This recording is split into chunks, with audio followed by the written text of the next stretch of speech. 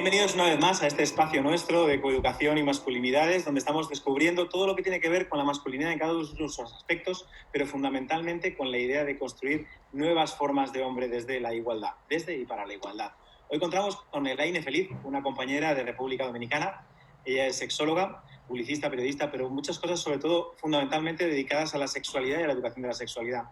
No solamente un líder en redes, sino desde luego está haciendo que toda la comunidad adolescente de República Dominicana y de su entorno se mueva en torno a la sexualidad de una forma, una perspectiva igualitaria. Desde luego ella es feminista, de formación y de acción, y plantea una posibilidad diferente de ver la masculinidad y las sexualidades con la que vamos a trabajar hoy. Bienvenida, Elaine. Muchísimas gracias, Eric, por la invitación, un honor. Y aclarar que no soy sexóloga, educadora sexual. Ok. Bien, trabajadores del sexo, pero del otro lado, que es explicar, ¿no? Bueno, pues un gusto tenerte aquí. La pregunta obligada, ¿por qué crees que es tan importante trabajar sobre las masculinidades, sobre los hombres, precisamente en este momento? Porque la historia es larga, llevamos a 25 o 30 años trabajando con las masculinidades, pero sin embargo ahora es un momento importante. ¿Por qué? Es muy importante porque entiendo que las cifras masculinas nos están revelando que necesitamos reinventar el tema del concepto masculino y sobre todo el concepto que tiene que ver mucho con la sexualidad. Las cifras nos están diciendo que lo mismo que ha hecho el feminismo con nosotras durante tantos años, y es liberarnos de esas cadenas que nos oprimen y lamentablemente nos cosifican, nos convierten en objetos, también impactan el mundo masculino. Y de la única manera que podemos liberarnos nosotras es también dándoles a ellos las informaciones para que también puedan liberarse de un sistema que los oprime y los cosifica de una manera. Por eso entiendo que es muy importante trabajar con nuevas masculinidades. Claro, de este modo, si no cambiamos los hombres, como que cambia la mitad de la historia, ¿no? Y que es importante. Y no vivimos solas, Eric, es importante saber. Sí, y también una parte tan importante como la sexualidad, ¿no? La gente siempre tiene esta tendencia a decir, bueno, es sexualidad, es que sexualidad son tantas cosas, es parte de nuestra vida, de nuestra esencia, de nuestra forma de vivir, pero ¿y cómo se construyen las sexualidades masculinas? ¿Por qué este conflicto, esta dificultad? Porque las sexualidades femeninas sin duda tienen otra forma o se educan de otra forma. Sí, mira, la sexualidad masculina por lo menos en este lado del mundo, se construye desde el falo. El falocentrismo es un sistema de discriminación donde solamente se maneja el tema desde el pene y desde la penetración. Y se le enseña al hombre las 3P: penetrar, procrear y, sobre todo, en el caso de los hombres, proveer económicamente, convertirse en máquinas económicas. Eso hace que se desconecten las emociones de la parte que tiene que ver con la parte del corazón. Nosotros las emociones y el cerebro las tenemos totalmente desconectadas, porque desde la infancia inclusive vemos como los niños no pueden conectar con el tema de la empatía, porque inmediatamente lo que piensa mamá o papá es que ese chico va a ser femenino o va a pertenecer al mundo de las emociones, de los sentimientos que nos dieron permiso a nosotras. Desde ahí construimos una sexualidad que se cosifica en el tema de solamente usar el cuerpo, donde nosotras somos literalmente, como quien dice, el recipiente donde ellos se sirven. No hay una conexión emocional y lo único que quiero es romper camas, medir el tamaño de mi pene y mostrarle a los otros que lo uso mucho y que no soy gay. Entonces, cuando tenemos una construcción desde ese punto de vista, no se puede ni siquiera visualizar qué quiere el hombre sexualmente hablando, pero no solamente a nivel de lo que se hace con los genitales, sino de cómo yo expreso mi masculinidad en el mundo, porque sexualidad no es solamente genitalidad. Sexualidad es cómo me expreso como varón, cómo me relaciono con otros hombres, cómo manejo mi tema emocional y cómo puedo conectar mi cuerpo con otras personas, no necesariamente de manera sexual. Entonces, cuando hablamos de sexualidad masculina, hablamos de un hombre que lo único que quiere es competir, lo único que quiere es ganar y demostrar que tiene un falo que quiere usar. Entonces, cuando hablamos de eso y lo traducimos en las cifras de hombres, que cuando te traduces en una relación sexual o, por ejemplo, una relación de pareja, te dicen, lamentablemente, yo lo único que hago es tener orgasmos, pero yo no logro tener una relación donde mis emociones o donde yo pueda tocar mucho más allá de la piel, porque ni siquiera sé qué quiero, solamente el tema de penetrar y sobre todo de hacer que esas eyaculaciones grandísimas que se ven en la pornografía sean la meta, pues entonces pierdo la esencia de poder conectar con un cuerpo. Tengo muchos casos de adolescentes, por ejemplo, que me dicen, me asusto cuando tengo mi primera relación sexual porque no sé cómo tocar, porque no sé qué hacer con esa mujer para poder hacerla sentir como veo en las películas. Entonces hay una serie de miedos escénicos que se están generando porque lo que los está educando es un contenido que tiene que ver con mercadeo y ventas, y es el contenido pornográfico. Es un negocio, el negocio más grande de Internet, que lo que genera es muchas ventas, pero no educa la parte emocional.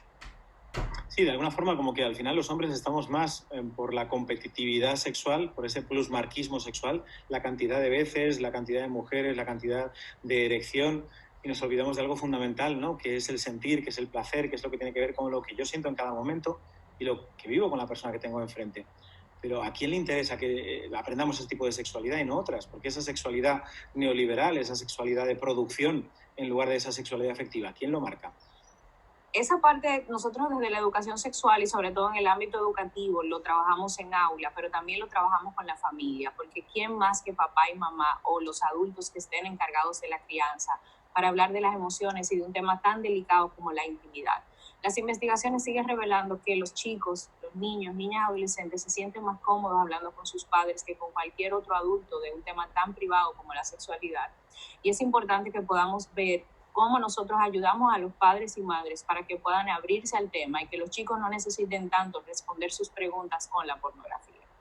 Entendemos que la pornografía es una guía para que ellos puedan entender cosas que quizás se sienten avergonzados de preguntarle a adultos que aman como mamá y papá, pero que no sea el modelo, sino que de alguna manera se utilice como una referencia para ellos responder ciertas cosas. Pero el problema que tenemos es que a la ausencia de una conversación desde la empatía, desde la casa, sin juzgar, pues entonces la pornografía, la música, YouTube y todos los medios que trabajan con la hipersexualización, que no es lo mismo que hipersexualidad, hace que estos chicos tomen como modelo estos tamaños, estos gemidos y estos performances que al final de cuentas se traducen en una actuación.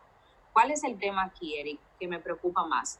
Cuando hablamos de los varones y le enseño, por ejemplo, el mapa de la vagina y les explico desde la educación sexual que la vagina tiene terminaciones nerviosas y que el clítoris es una de las partes más importantes, ellos no conocen ni siquiera un mapa de su cuerpo. Ellos no saben ni siquiera que aparte del pene hay otras partes donde pueden también sentir placer. Entonces, cuando hablamos del placer, la educación del placer y del erotismo, necesitamos conversarlo desde la familia y desde la escuela, en espacios privados, donde los hombres salgan un poquito del pene y puedan entender que el cuerpo es un cuerpo completo, lleno de terminaciones y de momentos placenteros. Sí, cuéntanos un poquito más sobre este término que me ha gustado mucho, ¿no? Lo de la hipersexualización. ¿Qué es lo que ocurre con los hombres y esta hipersexualización? Mira, la hipersexualización es un concepto que se promueve desde la educación sexual, donde inclusive la APA ha hecho ya reclamaciones a nivel de los medios, porque se ha utilizado el concepto del poder que yo genero en la audiencia de atraer. Cuando yo tengo el poder de despertar en ti un deseo sexual por mostrar mis atributos sexuales, por mostrar mi cuerpo, por mostrarme desnuda o por mostrar cualquier tipo de actitud que sea, vamos a decir, provocativa, pues yo tengo lo que se llama un sistema de poder. Tengo tu atención y sobre todo tengo la atención de las masas y me convierto en un ícono sexual.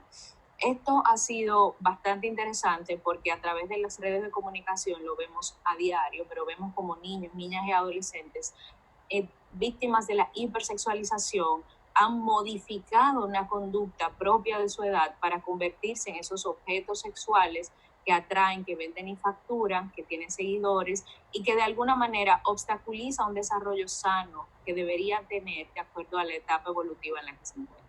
Entonces, por eso la hipersexualización se considera un fenómeno importante de análisis en educación sexual. Claro, estamos hablando, por ejemplo, del fenómeno de TikTok, por ejemplo, que es sorprendente la cantidad de likes que reciben es precisamente las chicas adolescentes que muestran el cuerpo. O, por ejemplo, esto que ocurre con Instagram o quizás incluso con redes tan de siempre como las de Facebook, ¿no? Que parece que la cantidad de seguidores que tienes va a depender de la cantidad de cuerpo que muestres. Exacto. Y en el caso de los varones, te puedo decir, Eric, que pasa mucho cuando los chicos se presentan con diferentes mujeres en una actitud de macho, pecho peludo, donde yo soy el que mando, donde yo soy el que tengo el control, donde tengo muchas chicas que me adoran y sobre todo que quieren tener una relación sexual conmigo. Lo estamos viendo en chicos de 11, de 10, de 12 años como una conducta conducta propia de la hipersexualización que vende la música, que venden los medios. Y es un resultado de una cantidad de contenidos que está llegando, no solamente por las redes, por la misma tele. Tenemos Netflix con las series que están ahora mismo viendo, y todas las series tienen contenidos que promueven la hipersexualización. Sí, es esta idea del hombre objeto, pero también de la mujer objeto, del hombre que para poder ser tiene que representar este modelo de hombre tabulado, ¿no? con la tabla de ejercicios hecha en el estómago, con los abdominales perfectos, pero también y sobre todo cómo eso lo que hace es al final mercantilizar la sexualidad, por supuesto, hacia las mujeres y progresivamente también en esa idea de hombre perfecto funcional, ¿no? Y lo vemos también en las series particularmente populares que ven los hombres, los adolescentes, donde se burla el concepto del hombre sensible. El hombre sensible, el hombre empático, el hombre amoroso, es burlado, es considerado, como quien dice, el payaso o el palomo de la serie. No es considerado como el protagonista, que puede ser una persona interesante, que puede ser una persona enamorable, que puede ser una persona atractiva, precisamente porque tiene la parte sensible del mundo femenino, y eso le quita el mérito de ser el macho alfa. Entonces, lamentablemente, la hipersexualización no solamente habla de la parte de yo convertirme en un objeto, sino que nubla un modelo positivo de una masculinidad empática, que al final de cuentas se traduce en el trabajo que deberíamos estar haciendo desde el masculinismo. Sí, así que de alguna forma, si no tocamos un poco la idea de hombre, si no la investigamos, la modificamos o por lo menos educamos desde la escuela, lo que puede promulgarse finalmente es esta idea de las teleseries de hace 30 años, pero todavía hoy, de este hombre futbolista que gana todo, que no tiene cerebro, pero finalmente es atractivo para las mujeres y sobre todo es sexualmente poderoso, ¿no? Qué tremendo que estamos en el siglo XXI y este concepto de hombre igualitario todavía no es atractivo, ¿o sí? ¿O ya ha cambiado la cosa?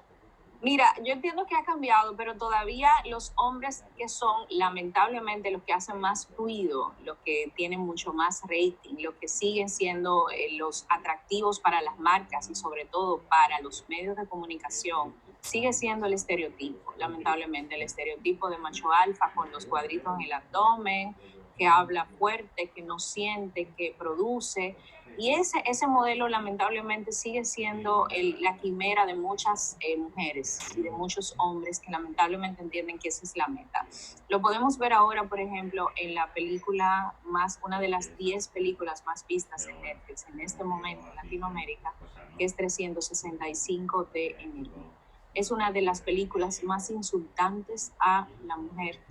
Es una de las películas que promueve la cultura de la violación. Y es una de las películas que están viendo ahora mismo niños, niñas y adolescentes, hombres y mujeres con mucha veneración. Entonces, esos son fenómenos que nos hablan mucho de qué se sigue consumiendo, de qué sigue teniendo mucha audiencia y de que al final nosotros como educadores necesitamos seguir trabajando para poder quitarle poder desde la educación, para que la gente no necesite consumir eso y si lo consume pueda hacer una autocrítica y una reflexión, precisamente porque que sea una de las 10 películas más vistas nos habla mucho del trabajo que nos queda. Sí, de alguna forma que seguimos un poquito en el mismo lugar, que queda mucho trabajo por hacer. La pregunta para mí sigue siendo la misma. ¿A quién le interesa que los hombres que sigamos siendo este modelo alfa, este modelo de pirata del Caribe o este modelo de erótica de siempre, cuando hay muchas otras formas diversas de erótica que también producen atracción y que son estupendas porque a lo mejor lo hacen desde el cuidado en lugar desde la violencia o desde el aislamiento, ¿no? Tipo Humphrey Bogart, ¿no? Por ejemplo, en lo clásico. Yo entiendo que el tema de quienes establecen el orden social, quienes establecen el orden que estructura el sistema, esto es una estructura, la estructura patriarcal no es un solo eslabón, son muchos eslabones, donde lamentablemente ustedes son parte de esa mecánica de objetos, donde ustedes literalmente tienen un rol que cumplir y es el rol de ser los proveedores opresores. Ese fue el rol que a ustedes le pusieron, donde ustedes son literalmente quienes tienen que seguir moviendo esa máquina productiva, aunque mueran en el proceso, aunque las cifras sigan diciendo que la cantidad de suicidios masculinos no para, donde las cifras siguen hablando de que ustedes tienen una cantidad de muertes por enfermedades prevenibles. Las cifras siguen diciendo que las máquinas no son humanas y que ustedes literalmente tienen muchísimos más riesgos que nosotros en el plano laboral, porque se les exige que ustedes literalmente no sientan ni puedan enfermarse. Ustedes no tienen permiso de enfermarse. En el caso de nosotras, el sistema, esa estructura nos ha vendido que nosotras somos las que sostenemos los cuidados. Nosotras somos las que sostenemos la vida y las emociones. Entonces, si se invierte el asunto, habría que hacer un cambio de estructura, habría que cambiar quiénes son los que dirigen esa estructura y quiénes son los que, vamos a decir, trazan las pautas. Y eso es lo difícil. Desde la parte legal y desde la parte que tiene que ver con las tomas de decisiones en los diferentes países, la parte política, tiene que hacer cambios. No podemos seguir discutiendo con las mismas personas que lamentablemente sostienen ese sistema. Entonces, de nosotros depende cambiar los líderes que están dominando y sobre todo estableciendo esa estructura, alimentando esa estructura para que sigamos siendo objetos del sistema, no sujetos. Así que de algún modo como crear también otro tipo de, no modelos, porque sería raro, ¿no? Sino otras formas diferentes de ser hombre, hacerlas visibles, a ver algún tipo de referente que podamos hacer dentro de la música, por ejemplo, pues complicado. Dentro de la política, por supuesto, imposible. Más con nuestro mundo trumpiano por ahí cerca, con nuestro Trump y algunos parecidos como Bolsonaro y otros que marcan esa masculinidad machista, retrógrada y bien antipática y que, bueno, pues que siguen triunfando, ¿no? Que es tremendo. Pero, ¿y en República Dominicana? Como, yo supongo que pasa un poco como en España, me temo que estamos un poco todavía en este lado, a ambos lados del charco sufrimos un poquito todavía este falocentrismo reactivado, ¿no? Como de que lo masculino tiene que como aferrarse mucho a esto de siempre, cuando a lo mejor el futuro no tiene otra forma nada más que la forma del cambio. Mira, y te puedo decir que aquí se ha logrado mucho con el tema de las redes sociales. Las redes sociales nos han ayudado muchísimo precisamente porque están visibilizando temas de los que no se hablaba. No tenemos que esperar que un periódico se anime, que un editor quiera poner en primera plana a un hombre lavando los platos, a un hombre siendo amo de casa y disfrutando de eso. No tenemos que esperar que en televisión o en el cine o en la pantalla grande salga la belleza de un hombre romántico, la belleza de un hombre que es feliz con una misma mujer, que no es infiel. Entonces, estamos pudiendo visibilizar eso a través de las redes sociales y se están comenzando a hacer cambios a nivel de las familias. Ya la conversación no es quién va a fregar, la conversación es que todos tenemos que colaborar, que la casa no es un hotel. Entonces, poco a poco yo entiendo que poniendo de moda a los hombres buenos, es una de las cosas que me he propuesto como educadora sexual, tratando de darle más voz a aquellos hombres empáticos, a aquellos hombres que disfrutan de una sexualidad sana, que no necesitan romper camas porque no están rotos, que necesitan tener mucho más que con quién acostarse, necesitan buscar con quién levantarse y sobre todo con quién mantener una relación donde se toque muchísimo más que los genitales, donde el mapa de la vagina ellos sean los que los expliquen porque conocen qué quiere una mujer o sobre todo conocen qué quieren ellos y pueden definirse sin que les importe una etiqueta social, que le digan gay o que le digan que no sirve en la cama. Entonces, cuando aseguramos, mira, Eric, una de las cosas que me he dado cuenta es que un hombre seguro, un hombre real, porque se siente seguro de su masculinidad, nada se la quita. No le importa lo que diga la manada, no le importa lo que piense el mundo, porque sabe quién es. Una de las cosas que desde el masculinismo estamos trabajando es la seguridad de esa autoestima masculina, donde tú sepas que tienes mucho más que un pene y donde puedas controlar tu masculinidad desde el amor y desde la empatía. Entonces, trabajar con los hombres para que tengan una sexualidad positiva merita trabajar sus emociones, sanar esas heridas desde infancia y enseñarlos a transitar un mundo donde puedan buscar ayuda y que no sean amputados por pedir ayuda, donde puedan sanarse de alguna forma de situaciones emocionales que viven desde el mundo masculino, porque el mundo masculino es muy fuerte y ataca mucho al hombre que quiera salirse, precisamente porque el sistema lo que hace es que todos manejen los mismos diálogos y se conviertan literalmente en una manada. Entonces, el que se quiera salir de la manada va a tener que prepararse. Entonces, necesitamos tener, como quien dice, esos grupos que apoyen a los que quieran salirse para poder ponerlos de moda y convertirlos en los referentes que puedan moldear una diferencia en el tema de la masculinidad.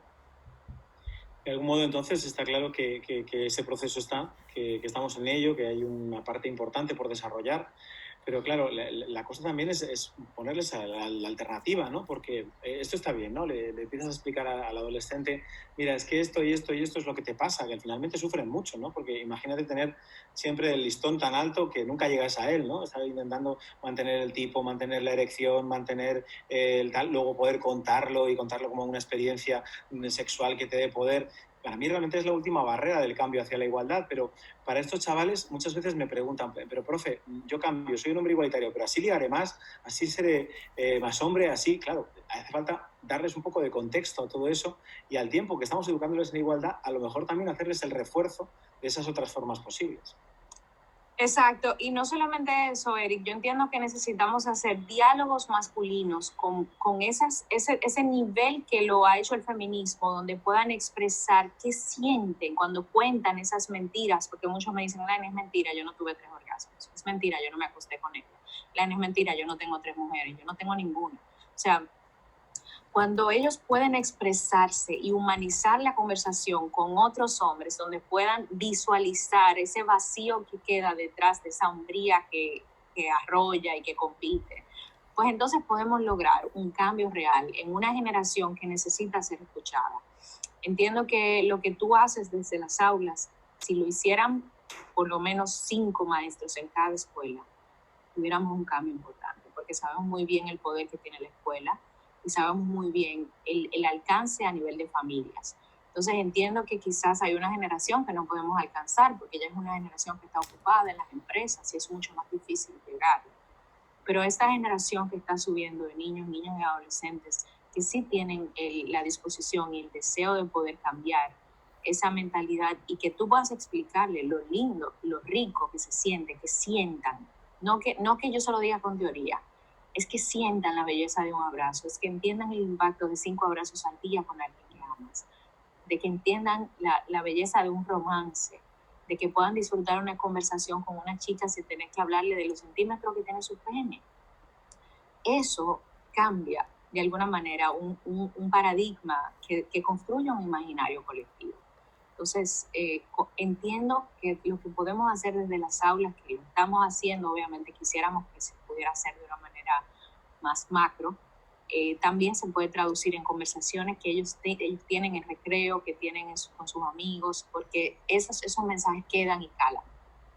Además, tú sabes que esto ocurre con los adolescentes y los no tan adolescentes, ¿no? Yo hablo de mis adolescentes de 40, que muchas veces acuden a consulta totalmente perdidos porque siguen teniendo la misma concepción de la sexualidad que tenían cuando tenían 16 años, ¿no? Esta competencia, esta búsqueda, y cuando realmente se liberan y pueden permitirse entrar en esta otra forma diversa de ver su propia sexualidad como ellos desean, no ni siquiera como nosotros le contamos, sino como es realmente bonito, ¿no?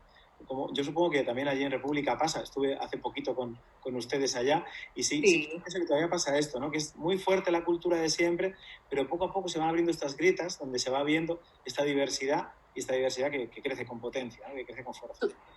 ¿Tú sabes qué pasa aquí, Eric? Que todavía se nos hace muy difícil que los hombres busquen ayuda psicológica. Los hombres entienden que no, que eso es para mujeres. Y el tema de invertir muchos recursos para que los hombres puedan acercarse a una consulta y puedan buscar eso que van a buscar, por ejemplo, quizás en tu país, es una necesidad, porque lamentablemente las emociones que no se dicen te matan. Y aquí particularmente la tasa de suicidio masculino es muy alta y la cantidad de conflictos que se dan porque hay un hombre deprimido que no lo dice, que literalmente lo que hace es que se cierra, que se mete en el alcohol o, por ejemplo, se crea adicto al trabajo o a la pornografía, es mucha. Entonces tenemos que hablar, por ejemplo, de la cantidad de hombres que quizás necesitan ahora mismo esas conversaciones para poder interiorizar un mundo emocional que lamentablemente se está traduciendo en que golpee o que agreda o que tome. ¿Qué estamos viendo?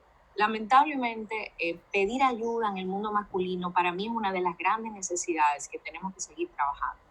Que los hombres entiendan que pedir ayuda no es de mujeres, que nosotras no somos las únicas que podemos decir estoy mal, necesito que hablen conmigo, necesito que me ayuden. Entonces, desde la parte de la coeducación, nosotras las mujeres, y aquí quiero que podamos entender, Eric, el poder que tenemos nosotras las mujeres para poder lograr ayudar a que esta conversación no sea solamente entre hombres, sino que nosotras podamos darle a los hombres el permiso a sentir sin nosotras etiquetarlos, porque tú sabes que el machismo, lamentablemente hay mujeres que tienen un concepto muy arraigado y a veces hasta mucho más que muchos hombres.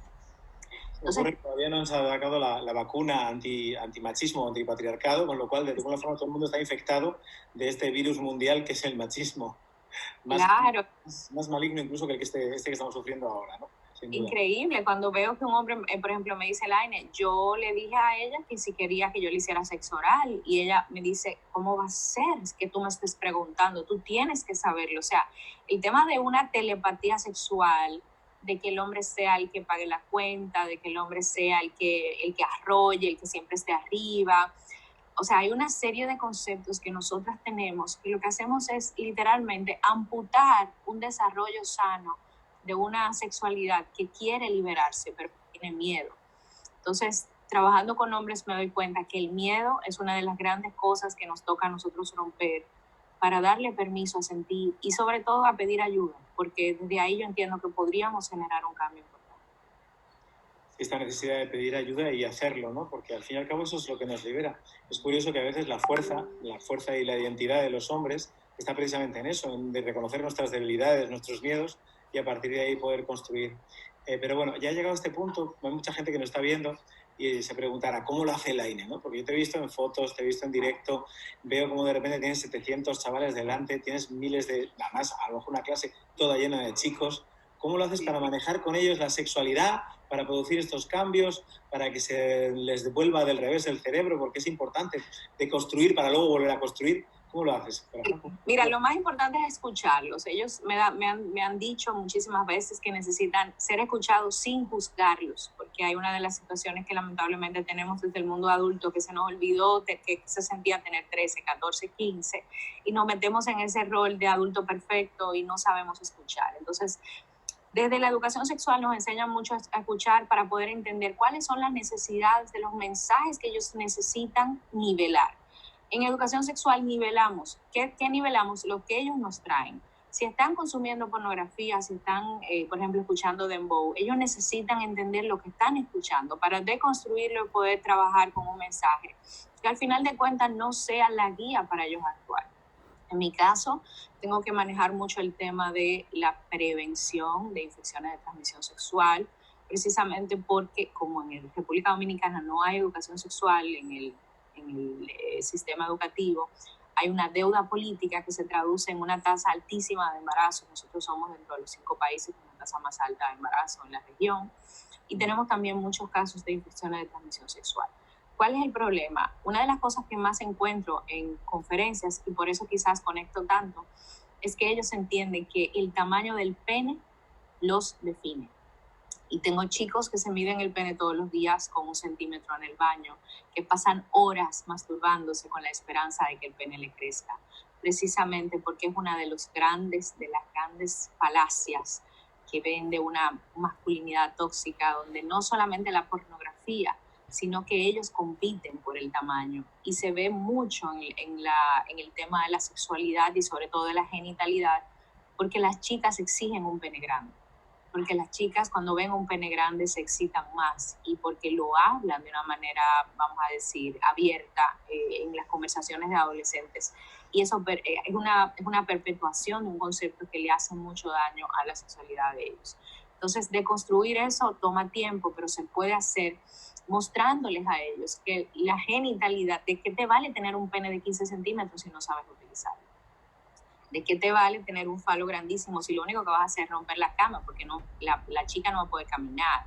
O sea, comenzamos entonces a sensibilizarnos en el tema de realmente qué estás ganando con eso. Y comenzamos a trabajar el tema de la autoestima sexual, que tiene que ver mucho con lo que sientes cuando tocas y lo que sientes cuando te tocan.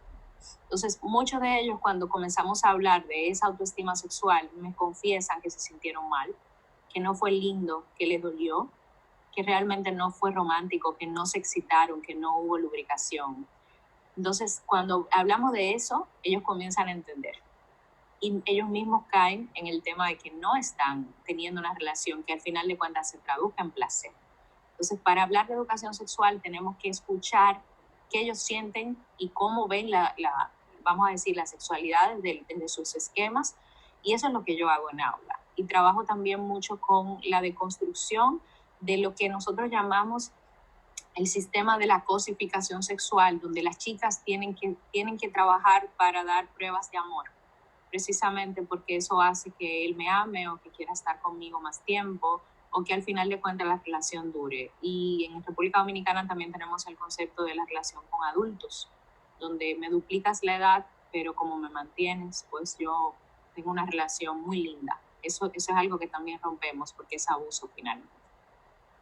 Sí, que de alguna forma cambiar los modelos de poder, porque al final parece que estamos hablando más de una empresa, de poder, que al fin y al cabo de placer, ¿no? Qué tremendo que a estas alturas tengamos que contarle a nuestros chavales que la sexualidad se fundamenta en el placer. Incluso a veces cuando hablamos de abusos, la gente sigue hablando de educación sexual en torno a los abusos, cuando en realidad hablar de abusos ya rompe totalmente con el modelo de sexualidad, ¿no? ¿Cómo hacéis, por ejemplo, con el tema de los abusos, con el tema de que los hombres se coloquen en el lugar de darse cuenta y de también ponerse los límites, evidentemente, y de disfrutar la sexualidad de otra forma, que no tenga que ver con la violencia, por ejemplo, que ven en pornografía? Mira, en el caso particular de nosotros tenemos que rescatar mucho el tema del abuso que se da entre, por ejemplo, con la cronofilia, porque lamentablemente aquí no hay una educación que pueda enseñarle a un adulto que relacionarse con una adolescente no es lindo, aunque la adolescente quiera, aunque ella esté enamorada, como ella dice, ella no tiene la edad para el consentimiento. Eso es un tema muy duro aquí en República Dominicana, porque las cifras siguen hablando de que lamentablemente es aspiracional para una chica tener una relación con un adulto. Entonces, y para el hombre es literalmente otro de los sistemas de poder. Entonces, cuando hablamos de abuso aquí, tenemos que trabajar mucho con el tema de los límites, porque cuando trabajamos con una cultura donde no te dan permiso a decir que no, donde tú tienes que ser simpático, donde Eric es mi amigo, yo tengo que permitir que me abrace y me bese, porque si no él se va a sentir mal, donde los límites personales no están muy claros, donde si te voy a visitar yo puedo abrir tu nevera porque yo soy tu amigo desde infancia, aunque te moleste tú no me lo puedes decir. Te hablo de ejemplos pequeños que establecen una falta de límites claros. Entonces los límites corporales con mi intimidad tampoco van a estar nublados. Entonces, cuando hablamos de una relación de pareja, que tú llegas a la casa cansado y me digas, Elaine, abre las piernas porque necesito desestresarme, es normal, porque yo soy tu pareja. Entonces, yo no te puedo decir que no, porque estamos hablando de que yo te estoy hiriendo y tú me puedes amenazar con que te vas a buscar otra. Entonces, aquí tenemos que trabajar mucho con los límites desde un punto de vista de educación para que se traduzcan en que yo con mi cuerpo también puedo establecerlos. Desde la adolescencia yo puedo pedirle a mis padres que toquen la puerta de mi habitación y eso no significa que le estoy faltando el respeto. Pero eso amerita yo meterme en una cultura donde eso es una falta de respeto precisamente porque todos nos amamos y porque todos podemos traspasar esos límites y eso es parte del amor que nos tenemos. Entonces se fusionan los límites y por eso el abuso es tan fácil que no se identifique, donde lamentablemente yo como hombre que tengo un pene y tengo que servirme del cuerpo de las mujeres, es muy fácil que cuando pase una amiga en la calle yo le dé una nalgada porque entiendo que eso es parte del relajo. Y ahí entonces tenemos que trabajar con una cultura donde la normalización del abuso es parte del amor y de esa confianza que se genera entre la socialización de las personas. Entonces es otro de los grandes temas que tenemos que trabajar, precisamente porque donde se establecen los límites hay que trabajar mucho con las relaciones que se dan de fuera de la cama, las relaciones que se dan entre amigos, las relaciones que se dan laborales, el acoso laboral, que al final de cuentas no es como mucha gente piensa, parte de la cotidianidad, no. Entonces, esos son los temas que tenemos nosotros que trabajar de este lado, que no sé si ustedes allá tienen esa misma medida. Pues me temo que las masculinidades caribeñas no tienen mucha diferencia con las hispanas de este lado y tampoco con las de otros países del Cono Sur, ¿no? Yo creo que al final esta masculinidad dominadora a través de la sexualidad, esta pelea permanente, la estamos viendo a lo largo de este congreso y en otros lugares con esta repetición de modelos de siempre, ¿no? Y qué importante esto que has contado de aprender a marcar los límites, que los límites no los imponga la cultura, sino la persona, volver un poco más a lo individual, a esta conexión con uno mismo, con una misma. No solamente que las mujeres digan no, sino que los hombres aprendan a no sobrepasar los límites de la otra persona y a considerar que, porque aunque sea costumbre cultural en un momento determinado o tradicional, eso no te da derecho a ocupar el cuerpo de otra persona. Y qué difícil también, ¿no? Porque en el caso de las mujeres reivindicar espacio propio es casi algo natural, pero en el caso de los hombres es como, hoy me están quitando privilegios, ¿no? Me están quitando el lugar, porque esto yo lo hago de forma simpática, ¿no? Es un piropo. Yo le pego una nalgada a esta chica, pero es amistoso, es amoroso, ¿no? Y perdona, estás ocupando su cuerpo, ¿no? Y tú sabes que cuando, por ejemplo, pongo en las redes, el problema no es la piel que se exhibe, el problema siempre está en la mente que mira. No te puedes imaginar las discusiones que se arman, porque el hombre no entiende que una mujer se exhiba y él no tenga permiso de tocarla. Precisamente porque esa es la carnada que a mí me dijeron cuando tenía 5 años, que tenía que piropear, que tenía que de alguna manera silbarle. Entonces, ¿por qué ahora de adulto tú me estás diciendo que eso es abuso? Por eso es tan importante que podamos entender cuáles son las bases que fomentan esa sexualidad. ¿Qué dijo ese padre a ese niño cuando tenía 5 años? ¿Qué le dijo esa madre cuando pasó una chica con unos shorts para poder demostrar que tiene pene, que lo usa mucho y que no es gay? Entonces, cuando vemos esa historia, podemos entender por qué para ellos es tan difícil, y para muchas mujeres, porque muchas mujeres me dicen, Elaine, que yo me siento linda cuando me dicen, wow, pero yo me siento más atractiva. Tú no puedes decir que eso es acoso. Entonces, es un trabajo que hay que hacer con ambos. Y te puedo decir, Eric, el tema, por ejemplo, del cáncer de próstata y el sexo anal, y todo lo que tiene que ver con el recto y las terminaciones nerviosas que ocupan esa parte en el mundo masculino, precisamente porque la próstata está tan cerca, es un tema también muy difícil de trabajar en una sociedad donde un hombre que reciba una penetración ya literalmente salió del reino masculino y se metió en el reino de la diversidad sexual. Entonces, es un tema delicado porque muchos hombres me dicen, Elaine, a mí me encantaría explorarlo, pero no me atrevo ni siquiera a conversarlo. Y ahí estamos hablando de placer. Sí, los miedos de los hombres a la homosexualidad, los miedos de las madres, los padres a que sus hijas sufran, pero también esta cosa de reconstruir y sostener todas estas culturas de siempre, ¿no? Por ejemplo, los padres de chicos homosexuales, no, a mí la homosexualidad no me importa, no hay ningún problema, pero de repente cuando es mi hijo, ¿qué pasa en el mundo, no? Por ejemplo, ¿qué pasa en República o qué pasa aquí en España? O, por ejemplo, esta cosa que pongo yo siempre en los ejemplos de los cursos, que además es algo que hemos comentado muchas veces, ¿no? Ay, cariño, te vas de juerga, te vas de marcha, vas a salir con las amigas. Ay, ten cuidado, por favor, llámame, ten el teléfono, ten cuidado. Cuando es el chico, ay, me voy de marcha, mamá, me voy de marcha, papá, hasta luego, pásatelo bien. Entonces, claro, en un caso es el permiso y en el otro caso es el miedo lo que le estamos vendiendo a estas chicas, a estos chicos, con lo cual estamos perpetuando el modelo de dominación masculina en la relación que estamos teniendo con nuestros propios hijos. No, y no sé si a ti te pasa, pero a mí me sigue pasando que tengo chicos que me dicen, Elaine, mi papá me puso con 13, 14 años 4 condones en la gaveta y me dijo, dale, rápido. O sea, quiere decir, úsalo, porque necesito que me demuestres que tienes un pene, que usas mucho y que no eres gay. Y eso es abuso y violación. ¿Qué hacemos con las chicas? No, con las chicas no hacemos eso. Lo que hacemos es que le decimos, tú me puedes traer un novio a la casa, tienes que terminar de estudiar, tienes que ser una chica de estudios. Entonces, cuando hablamos de una sexualidad que lo que hace es que le da permiso para romper camas desde temprano, una adolescencia que todavía no está lista, en el caso masculino, y lo que hace es que nula el placer en el mundo femenino, diciéndole que los hombres son malos y que no pueden tener una relación precisamente porque todavía son muy jóvenes. Entonces, cuando vemos una anorgasmia en una mujer que literalmente no ha podido ni siquiera disfrutar lo que tiene que ver con su propio autoerotismo, ¿no? Ni siquiera se ha tocado lo suficiente porque tiene miedo, pues entonces estamos viendo cómo eso se va fomentando desde una crianza que promueve estos sistemas de discriminación. Sí, hasta la asunción total de los roles, ¿no? Hicimos una encuesta hace algunos años y le preguntábamos a las chicas y a los chicos cuántas relaciones sexuales tenían después de haber tratado todo lo que supone una relación sexual, no solamente la penetración, no solamente genitales. Entonces, de repente, las chicas dicen que 1 a la semana, 2 al mes, y los chicos dicen que 5 a la semana, que 6 o 7. Entonces, la pregunta inmediata es ¿con quién la tuvieron ellos? Porque evidentemente o tienen muchas más relaciones con los hombres o sencillamente están mintiendo o están mintiendo ambos, ¿no?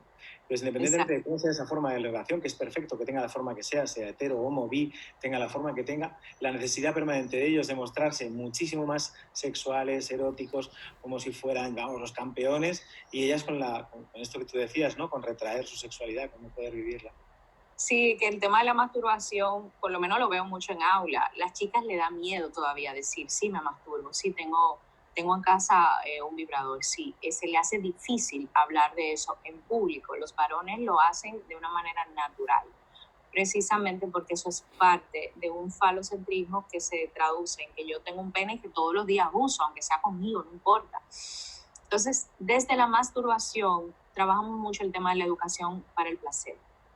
Cuando tenemos un bloqueo desde el mundo religioso que habla de que la masturbación te va a crecer pelo en la mano, que te van a salir espinillas, que te va a dar anemia, y trabajamos con un miedo a tocar mi cuerpo para yo poder identificar en espacios privados, como se educa desde la educación sexual, donde le decimos, no te estamos diciendo que es bueno o malo, lo que sí te estamos diciendo es que si lo vas a hacer, necesitas hacerlo en un espacio privado, preferiblemente en el baño, donde nadie deba ayudarte y donde tú cuides tu cuerpo y sobre todo tus genitales, precisamente porque puedes hacerte daño, y si lo haces de manera compulsiva se convierte en una adicción. Ese es el mensaje desde la educación sexual. Pero cuando tenemos un bloqueo, porque tengo un padre o una madre que le dice, no, te van a crecer pelos en las manos, te va a dar anemia, no lo hagas. Tengo un chico que lo va a hacer con culpa, tengo un chico que lo va a hacer con miedo, y lo que va a generar es una negatividad en un tema que no debería ser negativo, que es mi cuerpo y mi sexualidad, y va a generar una serie de comportamientos que se van a traducir en una sexualidad con muchas disfunciones en el proceso de adultez y sobre todo cuando tengo una pareja, una vida sexual activa. Entonces, el tema de la cultura y sobre todo de lo que nosotros vamos vendiendo desde el machismo, desde la infancia, se traduce en las cifras que estamos viendo. Y no necesariamente estamos hablando de un hombre que esté deprimido. Es que un hombre que entiende que una mujer no está siendo complaciente sexualmente, se siente frustrado porque el sistema le vendió que él tiene que tener una sirvienta sexual, que es su pareja. Entonces, por eso hablamos de que la sexualidad es una de las partes tan importantes que tenemos que traducir en una conversación empática para que las cifras de violencia también bajen. Sí, de alguna forma construir esa sexualidad desde la igualdad, desde el feminismo y desde, que para mí es exactamente lo mismo, aunque le pongamos nombres diferentes, el feminismo construye igualdad, la dificultad que tenemos para poder hacerlo de forma sencilla, ¿no? Porque es esa última barrera, esa intimidad, ese miedo muchas veces, la vergüenza que muchas familias sienten todavía y no se dan cuenta que si no se construye desde la intimidad es muy difícil que se construya más allá la igualdad, ¿verdad? Exacto, y mostrarle, para mí una de las grandes cosas es mostrarle a los hombres que ellos no tienen que demostrarle nada a nadie. Yo no tengo que mostrar que tengo muchas mujeres para que los otros me validen. Yo no tengo que mostrar que tomo mucho alcohol. Yo no tengo que mostrar que soy hombre porque lo soy. O sea, ese concepto del mostrar para mí es una de las grandes cosas que necesitamos romper, y para eso hay que trabajar autoestima. Cuando tenemos autoestima fuerte y sobre todo autoestima sexual fuerte, es muy difícil que un hombre se deje manipular por un sistema que lo cosifique. Es muy difícil. Claro, es empoderar a los hombres de su propia sexualidad, de su propio lugar, esto que hemos hablado también muchas veces, y que es tan importante para que la historia cambie. Es decir, el poder lo tienen los hombres, pero según el modelo que la sociedad les da. Cuando se empoderan de sí mismos no tienen que demostrar, violentar, ocupar el cuerpo de otras personas porque se sienten seguros con el suyo propio. Pero claro, esto a veces es difícil entenderlo. Pero sí es muy, muy importante ver los resultados, ¿no? Cuando conseguimos que esos hombres, esas mujeres estén empoderadas de sí, tengan su poder propio, tengan su lugar propio, de repente todo esto se desdibuja, se coloca en otro lugar. Estamos casi al final de la entrevista, pero no querría dejar la oportunidad de pedirte ese pequeño consejo o esa recomendación para todas las personas que quieren plantearse trabajar las masculinidades desde la sexualidad. ¿Qué tipo de recomendaciones o de tips le podías dar un poquito para que pudieran orientarse en todo esto? Bueno, a mí me funciona mucho sensibilizar a los hombres desde las cifras, porque los hombres tienen un cerebro muy práctico. O sea, entender que realmente no nos estamos inventando las cifras, que las cifras siguen hablando, de que necesitamos conectar ese cerebro del corazón para que ellos puedan quitar todas esas trabas que los están matando. Se traduce en muertes, se traduce en enfermedades, que al final de cuentas nos deja a nosotras solas, porque vivimos en un mundo donde no nos podemos quedar solas. Deberíamos tener un hombre o una persona al lado con quien compartir la existencia. Es mucho más lindo y es muchísimo más, de alguna forma, positivo. Pero bueno, en el caso particular de las personas que les interesa trabajar con niños y adolescentes y hombres, es muy importante que entiendan que desde las tareas de los cuidados tenemos una gran herramienta. Cuando vemos investigaciones que se han hecho de personas que han estado vinculadas con el tema de violencia y sobre todo violencia de género, en algunos países se han visto cómo desde las cárceles se conectan a esos hombres con tareas de cuidados y sobre todo de cuidados de bebés, de cuidados de personas envejecientes, como una terapia donde se puedan conectar de nuevo las emociones, pues entonces se ve un cambio importante porque cuando hablamos del machismo, hablamos de que se amputa cerebralmente todas esas conexiones que se hacen con las emociones para que ellos comiencen a no sentir y solamente producir. Cuando comenzamos a conectar esas emociones de nuevo, ese hombre comienza a humanizarse. Y el tema del machismo y de esos mensajes tóxicos les resbalan, porque ellos comienzan a entender que no son máquinas, que son personas.